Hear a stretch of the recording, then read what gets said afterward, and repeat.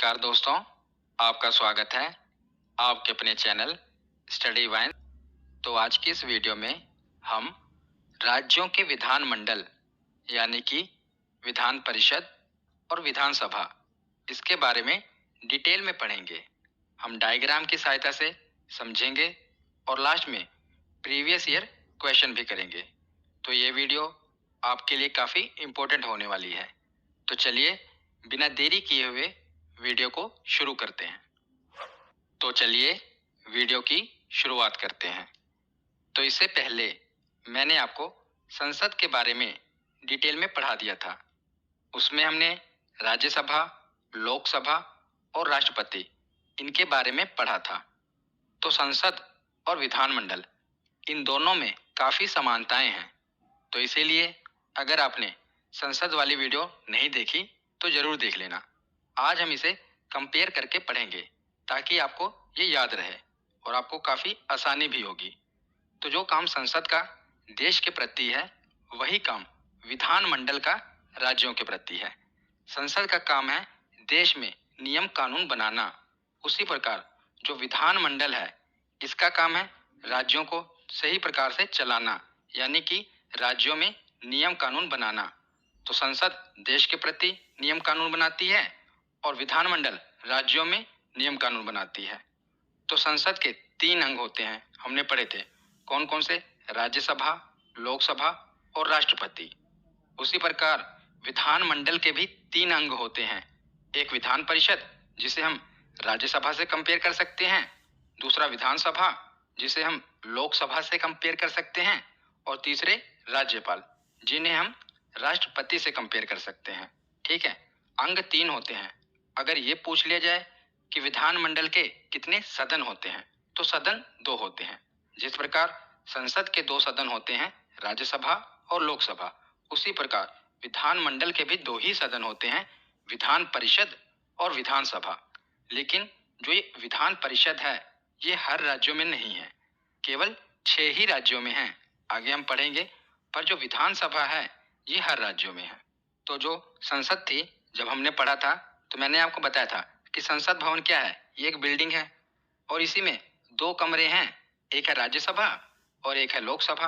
और ये जो छोटा सा देख रहे हैं यह है लाइब्रेरी। तो संसद में 2 कमरे हैं, राज्यसभा और लोकसभा।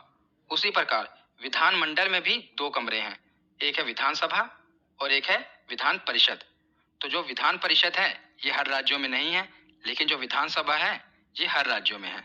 तो कई राज्यों में जो विधानमंडल है वो एक सदनीय है, यानी कि यूनिकैमरल है। एक सदनीय का मतलब क्या है कि एक ही सदन होगा, और वो कौन सा होगा? तो वो विधानसभा होगा। मैंने आपको बताया ना कि हर राज्यों में विधानसभा है, पर कई राज्यों में विधानमंडल द्विसदनीय है। द्विसदनीय मतलब कि 2 सदन, एक विधान परिषद होगा और एक विधानसभा होगा। इसे हम बाइकैमरल कहेंगे, यानी कि द्विसदनीय कहेंगे। अगर एक सदनीय तो मतलब कि सीधा विधानसभा। तो हमने स्ट्रक्चर देख लिया कि संसद और विधानमंडल इसमें समानताएं क्या हैं और क्या क्या इसका स्ट्रक्चर है। अब इसके अनुच्छेद देख लीजिए जो हमने पढ़ने हैं। इन्हें अभी आप याद रख लीजिए क्योंकि आगे हम डिटेल में पढ़ेंगे। यहीं पर आप देख लीजिए कौन कौन से अनुच्छेद हैं। तो अनुच्छेद 168 में क्या है कि राज्यों के विधानमंडलों का गठन। हम विधानमंडल के बारे में पढ़ ही रहे हैं। तो 168 में बताया गया है कि हर एक राज्य में विधानमंडल होगी। ठीक है। और 169 में क्या बताया गया है कि राज्यों में विधान परिषद की स्थापना और समाप्ति, यानी कि अगर कोई राज्य विधान परिषद बनाना चाहता है तो उसकी स्थापना कैसे होगी और समाप्ति कैसे होगी, ये 169 में बताया गया है। और 170 में क्या है? तो विधानसभा की संरचना है, यानी कि विधानसभा की संरचना। और 171 में विधान परिषद की संरचना। तो ये 4 अनुच्छेद हैं। अभी इन्हें हम डिटेल में पढ़ते हैं। तो चलिए अब आगे देखते हैं। चलिए अब हम विधानसभा और विधान परिषद इनके बारे में पढ़ते हैं। तो हम इन्हें एक ही साथ कंपेयर करके पढ़ेंगे। इस तरफ है विधानसभा और इस तरफ है विधान परिषद। अगर हम इन्हें कंपेयर करके पढ़ेंगे तो ये हमें ज़्यादा देर तक याद रहेंगे। इसी प्रकार मैंने आपको लोकसभा और राज्यसभा भी कंपेयर करके ही पढ़ाया था। तो विधानसभा को आप लोकसभा से रिलेट करना, क्योंकि हमने जो वहाँ पर पढ़ा था वही सेम यहाँ पर है। और विधान परिषद को राज्यसभा से रिलेट करना। तो चलिए देखते हैं। तो विधानसभा को क्या कहते हैं? तो विधानसभा को निम्न सदन कहते हैं और विधान परिषद को उच्च सदन कहते हैं।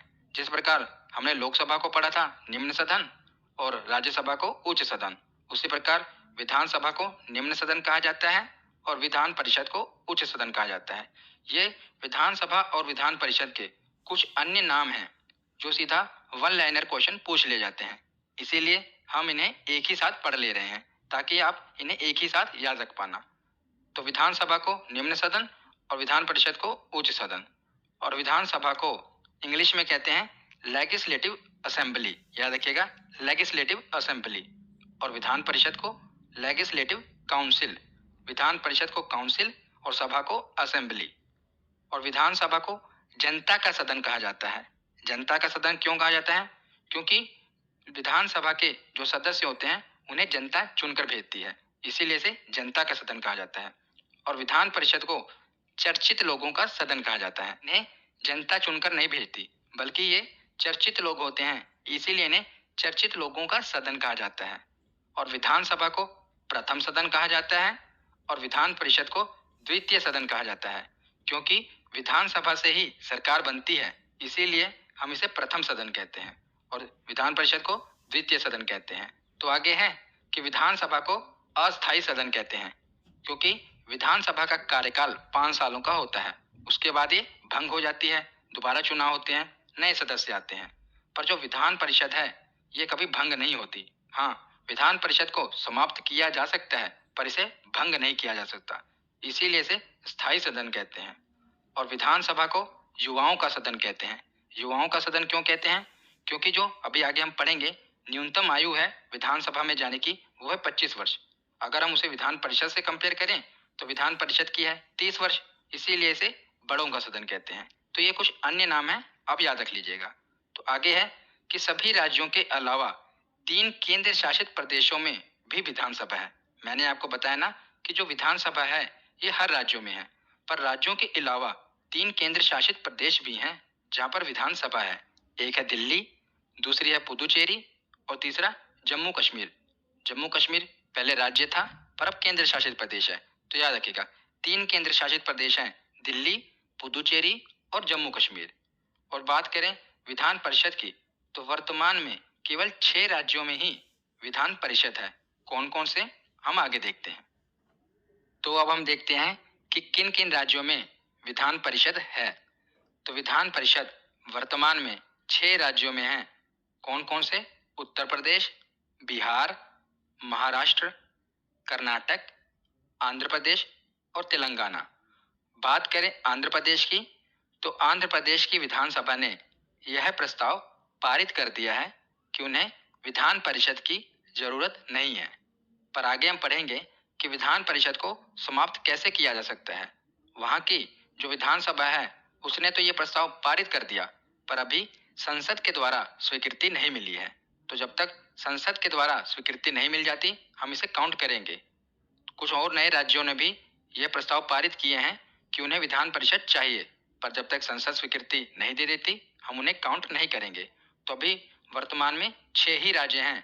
कौन कौन से, इन्हें हम याद कैसे करेंगे ये देखते हैं। तो बात करते हैं कि अब इन्हें याद कैसे रखना है। तो इसके ट्रिक भी है, पर मैं आपको ट्रिक नहीं बताऊंगा क्योंकि उसकी कोई जरूरत नहीं है। आप इसे मैप की सहायता से याद रखना, जिससे आप इसे काफी देर तक याद रख पाएंगे और कोई ट्रिक की जरूरत भी नहीं पड़ेगी। तो याद कैसे रखेंगे? देखिए, ऊपर के 2 राज्य हैं उत्तर प्रदेश और बिहार, दोनों साथ साथ हैं। तो ऊपर के 2 और नीचे के 4 कौन कौन से? देखिए, महाराष्ट्र और कर्नाटक और आंध्र प्रदेश और तेलंगाना। आंध्र प्रदेश और तेलंगाना ये तो पहले एक ही राज्य थे, अब अलग अलग हुए हैं, तो दोनों ही हैं। आंध्र प्रदेश और तेलंगाना 2 ये हो गए और 2 बगल वाले कौन कौन से? नीचे है कर्नाटक, ऊपर है महाराष्ट्र। तो 4 राज्य ये हो गए, महाराष्ट्र, कर्नाटक, आंध्र प्रदेश, तेलंगाना। और ऊपर के 2 उत्तर प्रदेश और बिहार। तो कुल मिलाकर 6 राज्यों में विधान परिषद है। आप इसे ऐसे ही मैप की सहायता से याद रखिए, जिससे आपको काफी फायदा होगा। तो आगे हम कुछ बेसिक चीजें देख लेते हैं कि एमएलए किसे कहते हैं, सांसद किसे कहते हैं, विधायक किसे कहते हैं। ये अक्सर आपको कंफ्यूज करते होंगे, पर हम इसे पहले क्लियर कर लेते हैं। तो सबसे पहले देखिए संसद। तो संसद को इंग्लिश में क्या कहते हैं? पार्लियामेंट। और संसद के दो सदन होते हैं, एक लोकसभा और दूसरा राज्यसभा। लोकसभा को इंग्लिश में हाउस ऑफ पीपल भी कहते हैं और राज्यसभा को काउंसिल ऑफ स्टेट्स भी कहते हैं। तो संसद में जो मंत्री बैठते हैं उन्हें क्या कहा जाता है? मतलब कि संसद में जो सदस्य बैठते हैं उन्हें सांसद कहा जाता है। चाहे वो लोकसभा में बैठे चाहे राज्यसभा में बैठे, उन्हें सांसद ही कहा जाएगा। और संसद को इंग्लिश में क्या कहते हैं? पार्लियामेंट। तो इंग्लिश में जो संसद में सदस्य बैठते हैं उन्हें मेंबर ऑफ पार्लियामेंट कहा जाता है। पार्लियामेंट में बैठने वाले मेंबर, मेंबर ऑफ पार्लियामेंट। तो इन्हें शॉर्ट फॉर्म में हम एमपी कह देते हैं। क्या? एमपी, यानी कि मेंबर ऑफ पार्लियामेंट। तो अगर वो लोकसभा में बैठेंगे तो उन्हें कहा जाएगा एमपी ऑफ लोकसभा, और राज्यसभा में बैठेंगे तो एमपी ऑफ राज्यसभा। तो आपको ये बात क्लियर हो गई ना? संसद में बैठने वाले सांसद कहलाते हैं, मतलब कि पार्लियामेंट में बैठने वाले एमपी कहलाते हैं, मेंबर ऑफ पार्लियामेंट। अब हम देखते हैं विधानमंडल। तो विधानमंडल को इंग्लिश में कहते हैं लेजिस्लेचर। इसके भी दो सदन होते हैं, एक विधानसभा और एक विधान परिषद। तो विधानसभा को इंग्लिश में कहा जाता है लेजिस्लेटिव असेंबली और विधान परिषद को तो लेजिस्लेटिव काउंसिल। तो जो विधानसभा में मेंबर बैठते हैं उन्हें मेंबर ऑफ लेजिस्लेटिव असेंबली कहा जाता है, क्योंकि विधानसभा को इंग्लिश में क्या कहते हैं? Legislative assembly. तो जो यहाँ पर मेंबर बैठेंगे उन्हें क्या कहा जाएगा? मेंबर ऑफ लेजिस्लेटिव असेंबली, जिसे शॉर्ट में हम कह देते हैं एमएलए। और जो विधान परिषद में बैठते हैं यानी कि लेजिस्लेटिव काउंसिल में बैठते हैं उन्हें कहा जाता है मेंबर ऑफ लेजिस्लेटिव काउंसिल, यानी कि एमएलसी। तो लेजिस्लेटिव असेंबली में बैठने वाले एमएलए होते हैं और लेजिस्लेटिव काउंसिल में बैठने वाले एमएलसी होते हैं। और हिंदी में विधानमंडल में बैठने वाले मंत्री को विधायक कहा जाएगा। जिस प्रकार संसद में बैठने वाले को सांसद कहा जाता है, उसी प्रकार विधानमंडल में बैठने वाले को विधायक कहा जाता है। आपने सुना होगा ना कि चाचा विधायक हैं हमारे, तो वो यही विधायक हैं जो विधानमंडल में बैठते हैं, याद रखिएगा। तो हमने बेसिक चीजें देख ली, अब हम आगे डिटेल में पढ़ना शुरू करते हैं। तो सबसे पहले हम अनुच्छेद 168 देखते हैं, जिसमें हमने पढ़ा था विधानमंडल का गठन। तो अनुच्छेद 168 के अनुसार प्रत्येक राज्य में एक विधानमंडल होगा जो राज्यपाल और दो सदनों से मिलकर बनेगा। जहां किसी राज्य के विधानमंडल के दो सदन हैं, वहां एक का नाम विधान परिषद होगा और दूसरे का नाम विधानसभा होगा। अगर केवल एक ही सदन है तो उसका नाम क्या होगा? तो विधानसभा होगा। हमने पीछे पढ़ा ना, अगर एक सदन होगा जो कि हर राज्य में होगा तो उसे विधानसभा कहेंगे। अगर दो सदन होंगे तो एक होगा विधानसभा और दूसरा होगा विधान परिषद। तो अनुच्छेद 168 में विधानमंडल के गठन के बारे में बताया गया है। अनुच्छेद 168 के बाद अब हम देखते हैं अनुच्छेद 169। तो इसमें क्या कहा गया है कि राज्यों में विधान परिषद की स्थापना और समाप्ति, यानी कि अगर कोई राज्य विधान परिषद की स्थापना करना चाहता है या समाप्ति करना चाहता है तो इसका क्या प्रोसेस होगा, ये 169 में बताया गया है। तो क्या प्रोसेस है कि विधान परिषद की स्थापना और समाप्ति के लिए यदि किसी भी राज्य की विधानसभा, याद रखिएगा कि किसी भी राज्य की विधानसभा अपने कुल सदस्यों के पूर्ण बहुमत तथा उपस्थित मतदान करने वाले सदस्यों के 2/3 बहुमत से प्रस्ताव पारित करे। आगे हम समझेंगे, कैलकुलेट करके बताऊंगा मैं आपको कि कैसे होता है। अभी आप पढ़ लीजिए कि जो विधानसभा है वहां के मतदान करने वाले सदस्यों के 2/3 बहुमत से वो प्रस्ताव पारित हो जाए और प्रस्ताव को विधानसभा के अंदर पारित होने के बाद फिर वो संसद में जाएगा और संसद के दोनों सदनों में साधारण बहुमत से फिर वह पास हो जाए।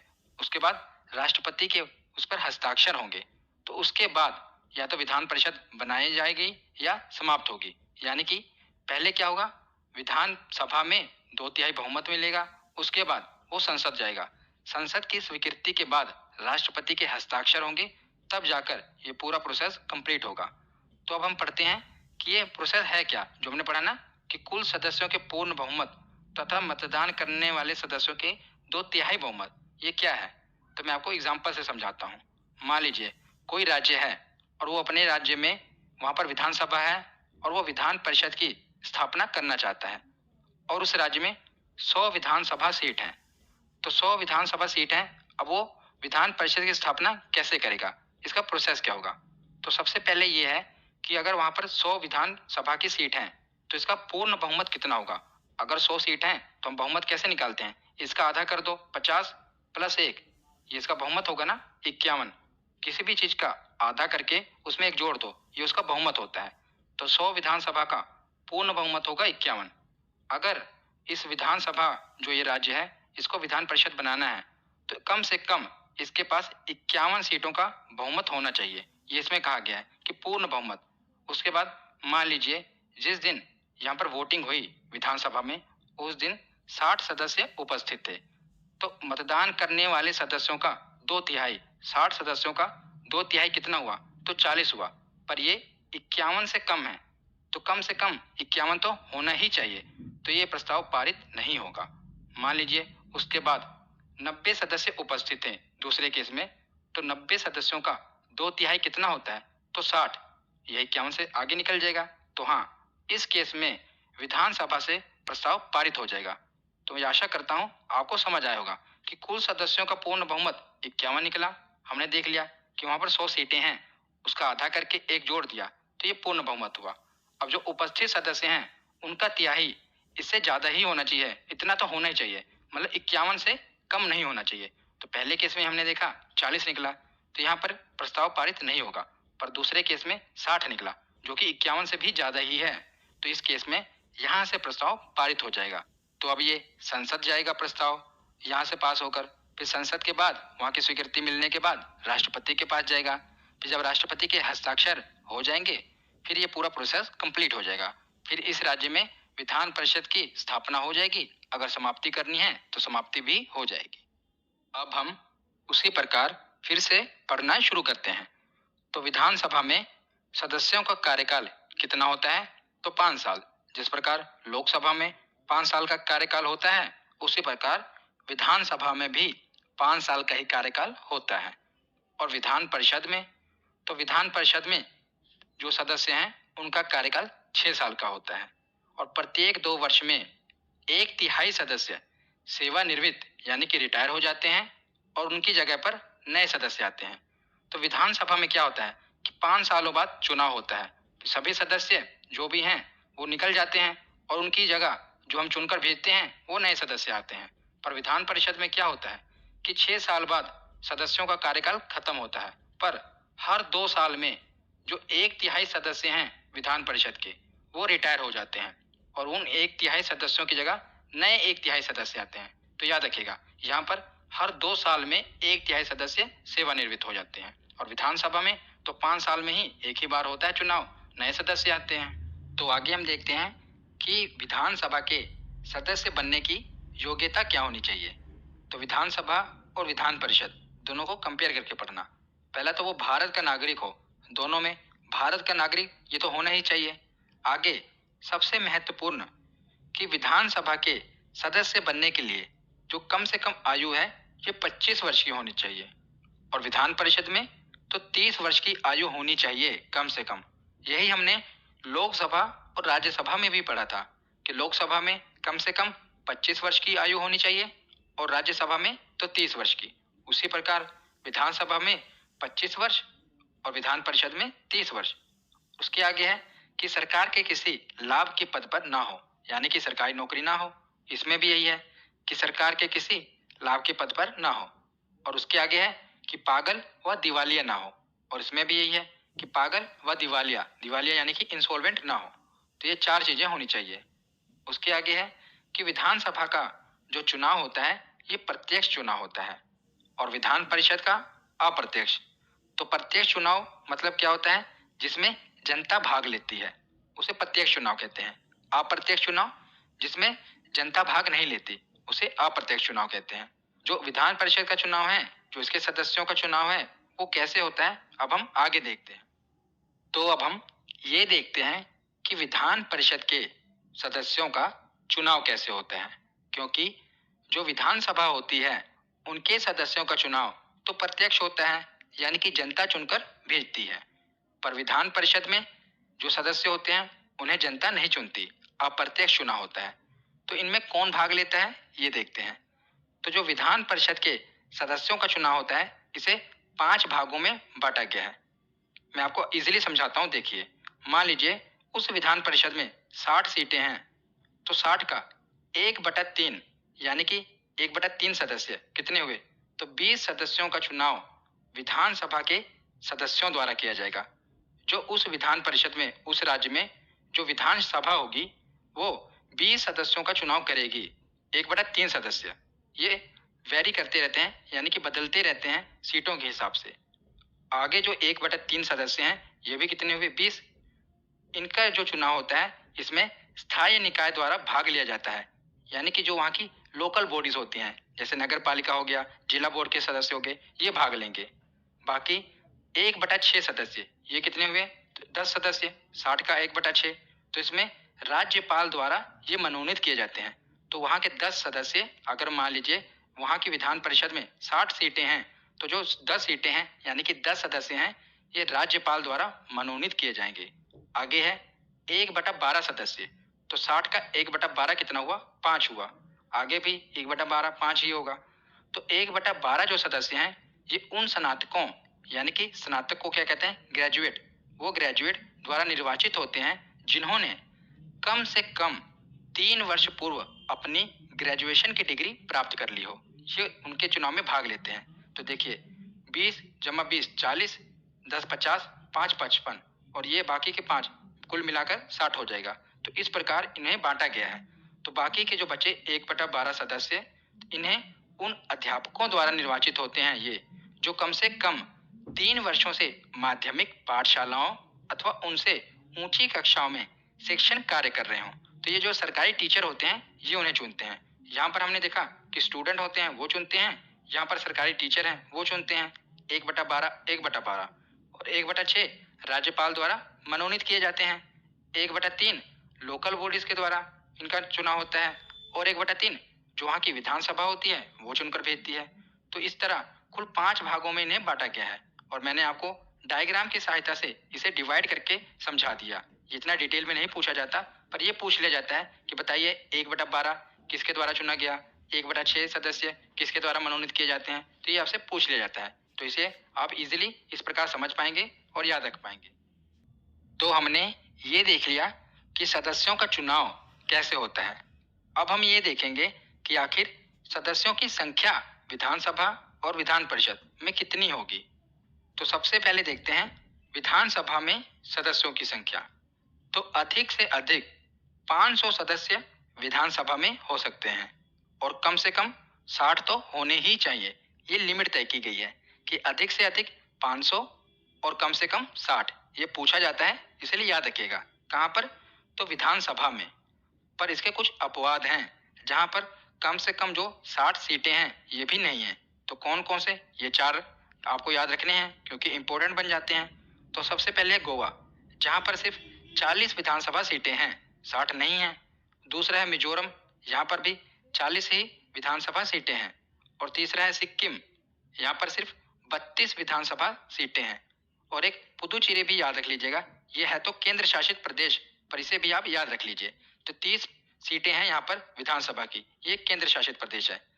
3 राज्य हैं, गोवा, मिजोरम और सिक्किम, और एक केंद्र शासित प्रदेश है पुदुचेरी, जहाँ पर जो ये आंकड़ा है 60 का कम से कम वाला, ये इसका अपवाद है, यहाँ पर 60 सीटें नहीं है, तो याद रखिएगा। तो विधानसभा के सदस्यों की संख्या हमने देख ली। अब हम देखते हैं कि विधान परिषद में सदस्यों की संख्या कितनी होगी। तो इसमें कोई फिक्स आंकड़ा नहीं दिया गया। इसमें क्या बताया गया है कि अधिक से अधिक विधानसभा के सदस्यों की कुल संख्या के 1/3 सदस्य होने चाहिए। तो ये क्या है? मान लीजिए कि विधानसभा में किसी राज्य में 150 सीटें हैं, टोटल कितनी है? 150। तो वहां की विधान परिषद में अधिक से अधिक इसका 1/3 ही हो सकते हैं। तो 150 का 1/3 कितने होगा? तो 50। तो ये 50 अधिकतम है, इससे आगे नहीं बढ़ सकते। तो कितनी सीटें हो सकती हैं अधिक से अधिक? वहां की विधानसभा की 1/3।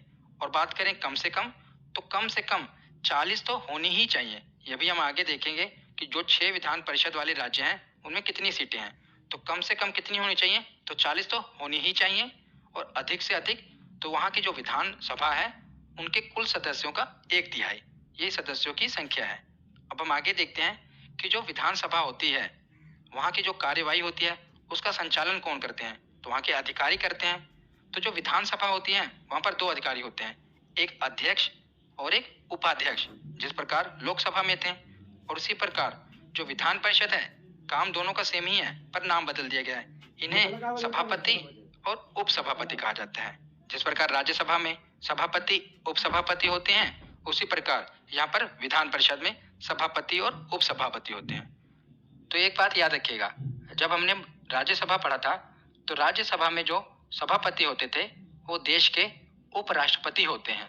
पर विधान परिषद में जो विधान परिषद के जो सदस्य हैं, इन्हीं में से एक सदस्य को हम चुन लेते हैं, उसे सभापति बना लेते हैं, और एक को उपसभापति बना देते हैं। तो ये इन्हीं सदस्यों में उनका चुनाव कर लिया जाता है। और इसी प्रकार जो अध्यक्ष होते हैं, उपाध्यक्ष होते हैं, ये भी विधानसभा के जो सदस्य होते हैं, उन्हीं में से चुन लिया जाता है। ये बाहर से नहीं होते, याद रखिएगा। और ये जो अपना इस्तीफा होता है, यानी कि अपना त्याग पत्र, अगर सभापति है तो वो उपसभापति को देंगे, उपसभापति सभापति को अपना त्याग पत्र देंगे। उसी प्रकार अध्यक्ष अपना इस्तीफा उपाध्यक्ष को देंगे, और उपाध्यक्ष अपना इस्तीफा अध्यक्ष को देंगे। तो ये सभी बातें आप याद रखिएगा। तो हमने विधानसभा और विधान परिषद इनको कंपेयर करके पढ़ लिया। अब हम कुछ महत्वपूर्ण तथ्य हैं, इन्हें पढ़ लेते हैं। तो याद रखिए, मैंने आपको पीछे अनुच्छेद बता दिए थे कि 168 में क्या है, तो विधानमंडल का गठन। 169 में क्या है, तो जो नए विधान परिषद की जो स्थापना होगी या समाप्ति होगी, इसका प्रोसेस बताया गया था। अनुच्छेद 170 में क्या है, तो विधानसभा की संरचना। 171 में क्या है, तो विधान परिषद की संरचना। ये चारों अनुच्छेद थे, हमने 170 और 171 इसे कंपेयर करके पढ़ लिया, और 168 और 169 इसे भी पढ़ लिया। अब आगे कुछ महत्वपूर्ण तथ्य हैं जो कि विधानसभा से रिलेटेड हैं, इन्हें भी पढ़ लेते हैं। तो यह आरक्षण। तो अनुच्छेद 332 के अनुसार जो राज्य की विधानसभा होगी, इसमें जनसंख्या के अनुपात में, वहां की जो जनसंख्या होगी उसके अनुपात में एससी और एसटी जातियों को आरक्षण दिया गया है। ये याद रखिएगा। कहाँ पर, तो राज्य की विधानसभा में हर राज्य की जनसंख्या के अनुपात में एससी और एसटी जातियों को आरक्षण दिया गया है। उसके आगे है अनुच्छेद 333।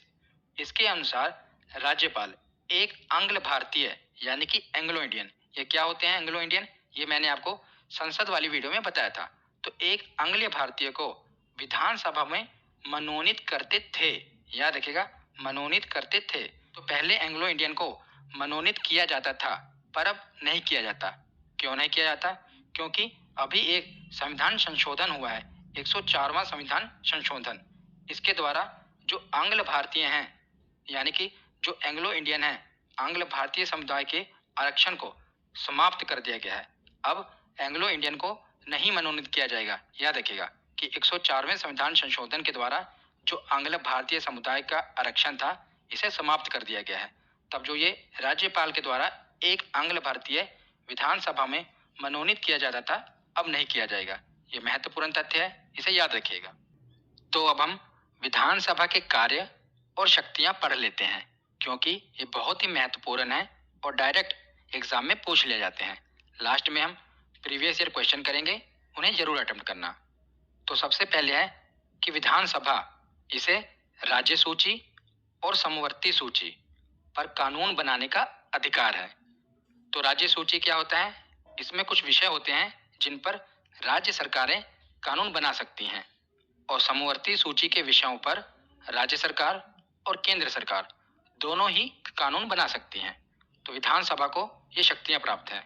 आगे है कि धन विधेयक को सबसे पहले विधानसभा में ही प्रस्तुत किया जाता है, विधान परिषद में नहीं किया जाएगा, सबसे पहले विधानसभा में ही प्रस्तुत किया जाएगा। तो धन विधेयक क्या है, ये मैंने महत्वपूर्ण अनुच्छेद वाली वीडियो में बता रखा था। फिर मैं आपको दोबारा शॉर्ट में बता देता हूँ कि जो सरकार की धन लाने की प्रक्रिया होती है, उसे धन विधेयक कहते हैं। जैसे सरकार कोई लोन ले रही है, उसे धन आएगा ना, तो ये धन विधेयक है। अगर कोई टैक्स की वैल्यू सरकार घटा बढ़ा रही है, तो उसे भी हम धन विधेयक कहेंगे। तो जो धन विधेयक है, ये सबसे पहले विधानसभा में ही प्रस्तुत किया जाएगा, और जब धन विधेयक विधानसभा में पारित हो जाएगा, तो इसके बाद इसे विधान परिषद में पास करने के लिए भेज दिया जाएगा। तो फिर विधान परिषद को 14 दिनों के भीतर धन विधेयक को विधानसभा के पास लौटाना पड़ेगा। मतलब कि अधिकतम 14 दिनों तक ही विधान परिषद इस बिल को अपने पास रख सकती है। अगर 14 दिनों के बाद 15वां दिन हो गया तो ये मान लिया जाएगा कि विधान परिषद के द्वारा ये बिल पास कर दिया गया है। ये याद रखिएगा, बहुत ही महत्वपूर्ण पॉइंट है। आगे है कि प्रत्येक वर्ष राज्य का जो वार्षिक बजट होता है ये कहाँ पर, तो ये विधानसभा में ही प्रस्तुत किया जाता है, वार्षिक बजट। उसके आगे है कि विधानसभा की अनुमति के बिना राज्य में कोई टैक्स नहीं लग सकता, ये विधानसभा की अनुमति के बिना। आगे है कि जो मंत्री परिषद है, यानी कि मंत्री परिषद जो भी मंत्री हैं, ये सामूहिक रूप से विधानसभा के प्रति ही उत्तरदायी होंगे, चाहे वो विधान परिषद से ही क्यों न चुन के आए हों, पर वो विधानसभा के प्रति ही उत्तरदायी होंगे। ये हमने प्रधानमंत्री वाली वीडियो में भी पढ़ा था कि जो प्रधानमंत्री का जो पूरे मंत्री हैं उनके मंत्री परिषद के, वो लोकसभा के प्रति उत्तरदायी होंगे। उसी प्रकार जो ये हम विधानमंडल में पढ़ रहे हैं कि जो मंत्री परिषद होगा ये सामूहिक रूप साथ में याद रखिएगा कि सामूहिक रूप से विधानसभा के प्रति उत्तरदायी होगा। तो विधानसभा के बाद अब हम विधान परिषद के कुछ महत्वपूर्ण तथ्य देख लेते हैं। तो सबसे पहले है कि विधान परिषद किसी भी विधेयक को अधिकतम 4 माह तक ही रोक सकती है। मतलब कि 4 महीने तक ही किसी भी बिल को डिले कर सकती है विधान परिषद। कैसे? अगर कोई भी बिल पहले विधानसभा में पारित हो गया है, फिर उसे विधान परिषद के पास भेजा जाता है, तो फिर इसे वो 3 महीने तक रोक सकते हैं। कौन? विधान परिषद वाले। फिर यह बिल दोबारा विधानसभा के पास वापस चला जाएगा। फिर विधानसभा दोबारा इसे पारित करके विधान परिषद में भेज देगी। अब की बार विधान परिषद इसे 1 ही महीने तक रोक सकती है। अगर वो 1 महीने तक भी इसको पारित नहीं करेगी विधान परिषद में, फिर यह मान लिया जाएगा कि यह बिल विधान परिषद के द्वारा पारित हो चुका है। मतलब कि पहली बार 3 महीने तक दोबारा बिल वो विधानसभा जाएगा, तो वहां से दोबारा पारित होकर विधान परिषद आएगा, तो दोबारा 1 महीने तक। मतलब कि कोई भी बिल विधान परिषद अधिकतम 4 महीने तक ही अपने पास अटका सकते हैं। तो इसीलिए कहा गया है कि विधान परिषद किसी भी विधेयक को अधिकतम 4 माह तक ही रोक सकती है, याद रखिएगा। तो अगला पॉइंट है कि मुख्यमंत्री और मंत्रियों का चयन किसी भी सदन से किया जा सकता है। तो जरूरी नहीं है कि जो मुख्यमंत्री का चयन किया जाए ये विधानसभा के ही सदस्य हों, वो विधान परिषद के भी सदस्य हो सकते हैं, यानी कि किसी भी सदन के सदस्य हो सकते हैं। तो जो मंत्री हैं वो भी विधान परिषद के सदस्य भी हो सकते हैं और विधान सभा के भी सदस्य हो सकते हैं। पर अगर वो किसी भी सदन के सदस्य हों, पर वो सामूहिक रूप से विधानसभा के प्रति ही उत्तरदायी होंगे, ये हमने पीछे पढ़ रखा था। और ये भी याद रखिएगा, अगर मान लीजिए कोई किसी को मंत्री बनाया गया और वो किसी भी सदन का सदस्य नहीं है, तो फिर इसकी एक कंडीशन हो सकती है। मान लीजिए किसी को मुख्यमंत्री ने मंत्री बना दिया और वो किसी भी सदन का सदस्य नहीं है, ना वो विधानसभा का है ना वो विधान परिषद का है, तब भी उसे मंत्री बनाया जा सकता है। पर इसकी कंडीशन क्या होगी कि उन्हें 6 महीने के अंदर, यानी कि उस मंत्री को 6 महीने के अंदर विधान परिषद या विधानसभा किसी भी एक सदन का सदस्य बनना पड़ेगा 6 महीने के अंदर, तभी वो अपने पद पर बने रह पाएंगे। नहीं तो उन्हें अपना पद छोड़ना पड़ेगा। पहले तो उन्हें बना दिया जाएगा, पर 6 महीने के अंदर उन्हें सदस्यता लेनी पड़ेगी, या तो विधानसभा की या विधान परिषद की। अगर वो 6 महीने के अंदर सदस्य नहीं बन पाते तो उन्हें अपना पद छोड़ना पड़ेगा। ये अभी याद रखिएगा। तो लास्ट में हम विधान परिषद में जो सीटों की संख्या है, 6 राज्य थे ना, ये पढ़ लेते हैं कि वहां पर कुल कितनी संख्या है सीटों की।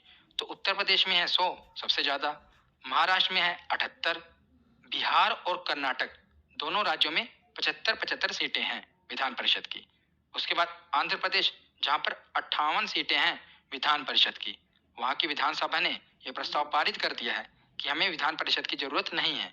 पर अभी जब संसद से स्वीकृति मिल जाएगी और राष्ट्रपति के हस्ताक्षर हो जाएंगे, तब यहाँ पर जो विधान परिषद है इसे समाप्त कर दिया जाएगा। और लास्ट में जो छठा राज्य है यह है तेलंगाना।